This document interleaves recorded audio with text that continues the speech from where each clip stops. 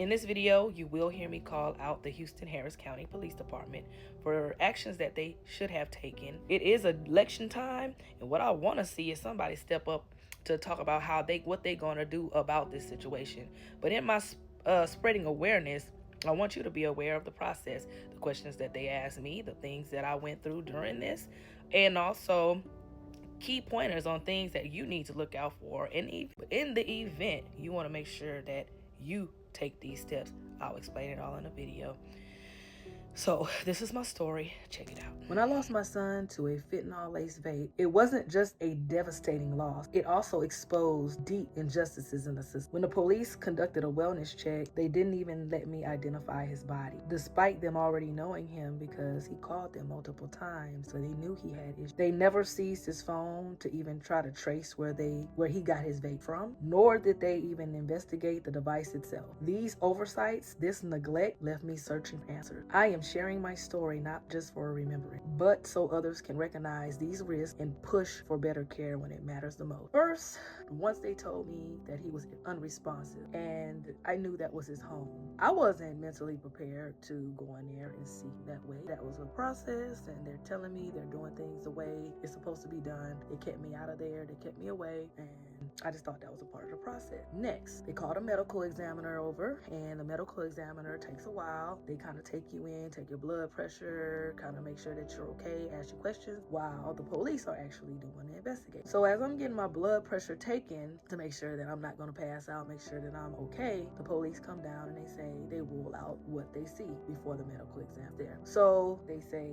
okay, this does not look like a suicide. They say, okay, we have to at least rule this out as a possible homicide. We have to. So you can't go anywhere. You cannot leave because we are now investigating this as a possible homicide. Do you know someone that would want to hurt your son? I couldn't really think of anyone that would want to hurt him. However, I did know that he was hanging around. I had a few friends, jealous friends, a roommate that was once living there and then he had to kick him out. Stuff like that. You don't think about people want to do your child harm, but when you don't know the full situation, you can say, hey, this is who I knew he was around, and that's it. By the time they finished questioning me, they kind of made me sit around and stick around. They brought his body down. They wouldn't even let me get close to the body at all. I had no idea that I was never going to be able to look at my son physically.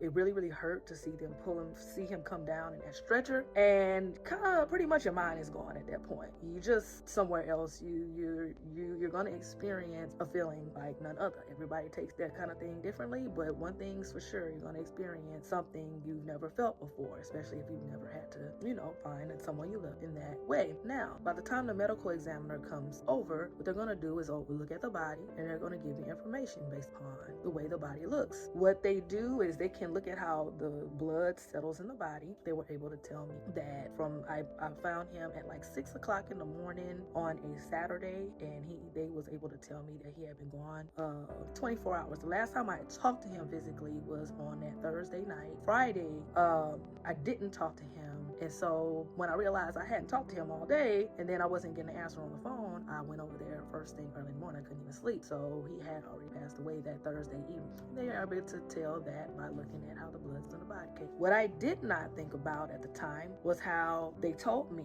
that there were 2 vape pens on the couch. They left it there. They left his phone there. They pretty much left everything. The only thing they took was his body. Okay, I'm hearing that, not thinking nothing of it. We're just ready to get in the apartment. We're ready to go look around and see whatever we can see.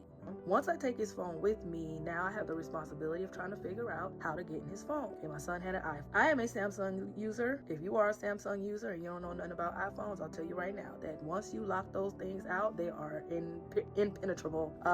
Once you lock them out, there's a whole process that you have to go through. I called the police department. I called Harris County Police Department to specifically talk to the police officer that was dealing with the case. Never got a call back because at this point, I'm like, hey, can y'all help me get this phone open? Because we don't know what happened. We don't know if somebody did this to my child. We don't know who the people talking to. And you start to think, it's like, why would you find a dead body and not even investigate what was going on in the phone when they was alone? Like, I didn't think of it at the time. I had a family member whose father was a police officer, and she was like, they didn't take the phone. They were supposed to take the phone. So that was the first thing that was an injustice. They didn't even care enough to look into my child's phone. So I kind of was back and forth a lot. I went to T-Mobile like 3, 4, 5 times, went to Apple Apple a few times. And like, it was a lot. And then when I was able to get the phone open, it was I was using an outdated email address. So everything in his phone was dated from 5 on up, not 20 on back, not 2025 on up to the day that he passed away. So it was still like not the information that I needed. They did not care to find out where this came from. Come on now, police. Come on. I'm calling out Harris County Police, judicial system, all of that. Like, you know that there's an epidemic going on. You know that it's not being talked about, but you know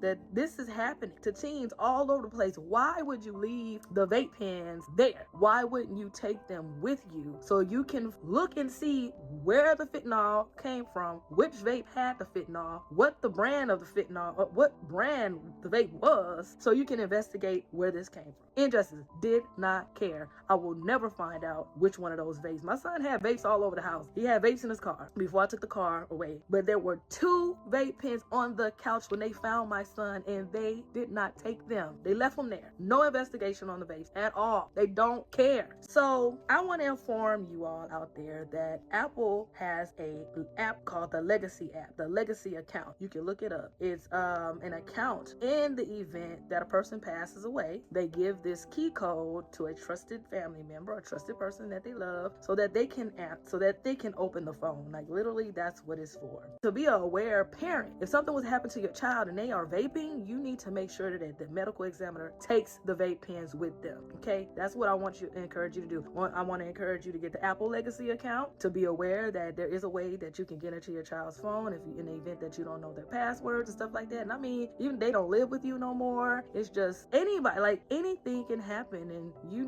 the phone is the main thing that's going to help you get through trying to figure it out, trying to piece it together. Okay, children, don't be afraid to let your parents know your password, your passcodes. Just have trust in each other and know that they'll never go through your phone. Like, I believe that if my son knew that something like this could happen to him, he would want me to find out. He would want me to get through his phone, but you just don't know. So be prepared. You got, the police don't care. So this is just what I'm trying to do to make a mark, because it's just not enough information out there for you to be. You're never going to be prepared for anything to happen to your child. But if your child is vaping, if your child is hanging around people you don't know, if your child is partying, you need to have an Apple Legacy account. If they have an Apple phone, which 9 times out of 10 your child has an Apple phone, I already know. So at this point, I'm just asking you to stay vigilant, stay open, have open conversations, and push for accountability wherever you. Together we can create change.